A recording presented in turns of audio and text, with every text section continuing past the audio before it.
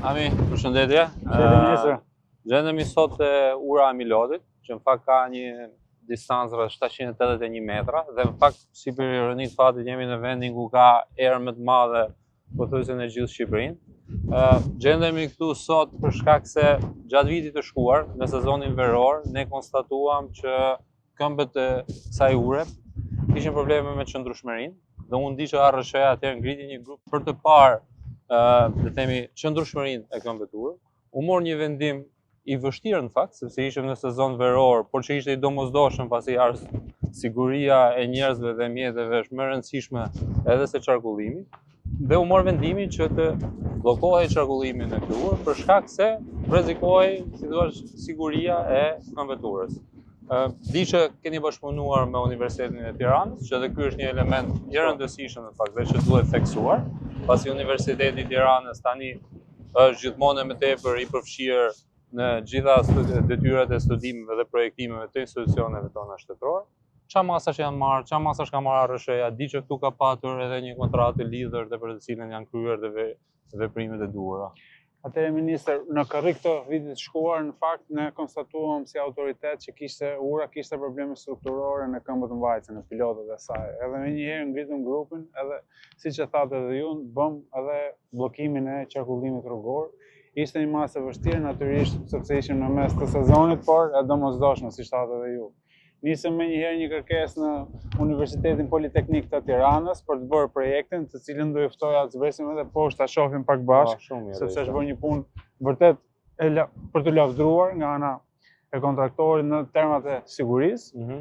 Dhe më pas u hodh procesi për prokurorin dhe në nëntor, le të themi, filluan punimet për stabilitetin e këmbëve të mbajtëse.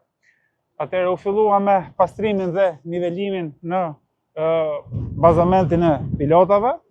Më pas u bë dhe betonimi i tyre për të bërë dhe lidhjen midis pilotave, ndërkohë që u mor dhe një masë e tretë shtesë mbrojtëse që ishte me mure gabion. Pra, do e shohim kur të zbresim edhe poshtë së bashku, me mure gabion për të mbrojtur pra këtë betonim që ne bëm si masë shtesë.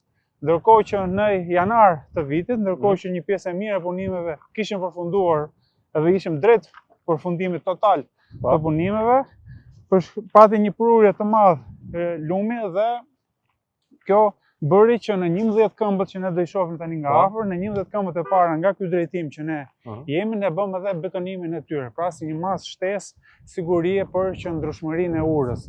Dhe ne në këtë pikë jemi të sigurt edhe me masat shtesë nëpërmjet cilave ne kemi vënë tabelat njoftuese që pesha në këtë urë do jetë 13 ton për aks, që nënkupton që kamionet me 2 akse kanë peshë maksimale 26 ton, qëndrueshmëria e kësaj ure është për një afat 5-7 vjeçar. Shumë mirë, pra i shtojmë jetë gjatësi i urës edhe për një periudhë pothuajse 7 vjeçare. Patjetër, në kushte sigurie të plot. Ndërkohë që vlen të përmendim së bashku që kjo urë është pjesë e urave të përzgjedhura nga konsulenti me bankën botërore. Pra ne këtu do hyjmë në një investim të plot. Pasi të mbarojmë sezonin veror një herë që të shfryhet edhe gjithë trafiku dhe pastaj do kemi edhe një, le të themi, vendosje me tapet të shtresave rrugore. Patjetër, siç e konstatuam edhe bashkë, ura patjetër ndjen nevojën e një shtrese asfaltike, por që ne nuk e bëm si ndërhyrje sepse nuk ishte pjesë ndërhyrje si ne zhvilluam, sepse ndërhyrja qëndronte vetëm në këmbët e urës, por që patjetër me sezonin ne do e mbajmë edhe në mbikëqyrje dhe patjetër që mund të bëhen shtresat asfaltike për ta bërë qarkullimin më të vijueshëm në këtë urë që gjatë sezonit, këtu nga informacioni që ne kam, trafiku është i konsiderueshëm.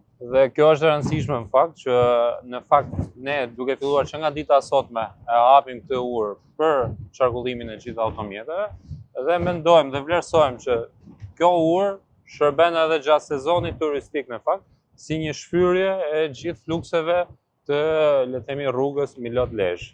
Ndërkohë për të pikërisht për të kthyer te rruga Milot-Lezhë, gjatë gjithë kësaj periudhe ne kemi patur shqetësime në lidhje dhe pretendime në lidhje me sigurinë e urës së Matit, që është ajo ura që lidh Lezhën me Milotin. Ne kemi komunikuar dhe bashkë pak gjatë gjithë kësaj kohe dhe di që strukturat e ARSH-s kanë shkuar dhe kanë bërë verifikimet për kacën terren. Mund të na japësh pak një informacion si duket situata aty? Jo vetëm ministër, pra jo vetëm në urën Berlusconi që njive, pra ura e re e Matit, ose ura Berlusconi, pasi ka qenë atëherë kryeministri Berlusconi në inaugurimin e saj. Ne kemi grupi spektimit ose grupi inxhinierëve nga ARSH ka bërë vizitën e gjithë urave që ndodhen në administrimin e ARSH-s dhe unë mund garantoj që nuk jemi fare në kushtet siç mund të jetë spekuluar në media, jemi në kushtet plota sigurie, veçanërisht në këtë urë ku do t'ju jap disa detaje teknike që janë shumë të rëndësishme në fakt. Kjo uri ka themelet 20-28 metër. Pra, pjesa që është dhënë në media është shumë më e ulët, më e shkurtër krahasimisht me themelin bazë të kësaj ure. Pra, integriteti i kësaj ure është i plot. Natyrisht ne e mbajmë në mbikëqyrje dhe nëse do të jetë e nevojshme, pra nuk është në këtë moment e nevojshme ose domosdoshme, ne dhe do të ndërhyjmë, por struktura e saj është absolutisht e sigurt.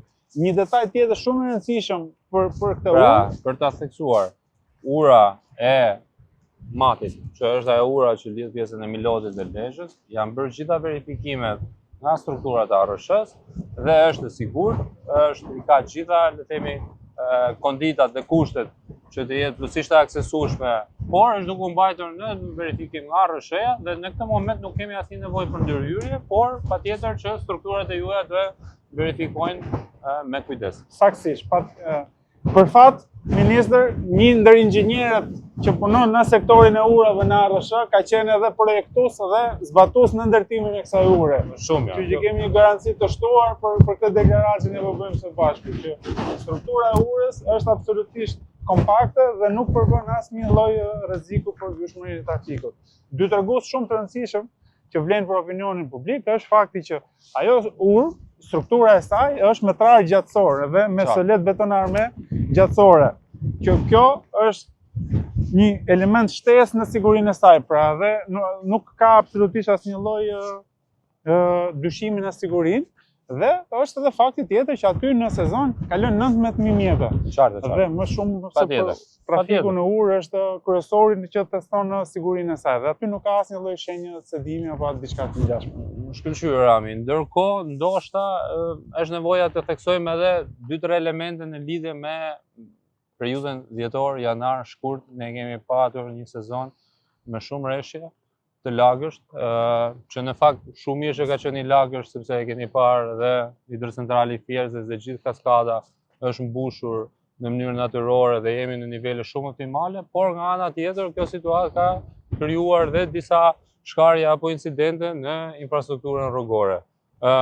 Unë së pari duhet të theksoj strukturat e ARSH-s sepse kanë qenë aty në terren menjëherë dhe kanë bërë dhe evadimet e menjëhershme të gjithë situatës. Por është nevojshëm të theksohem si e kemi situatën aktuale të infrastrukturës rrugore dhe ku janë, le të themi, 2-3 segmente nëse kemi ndonjë problematikë ose ndonjë element të caktuar.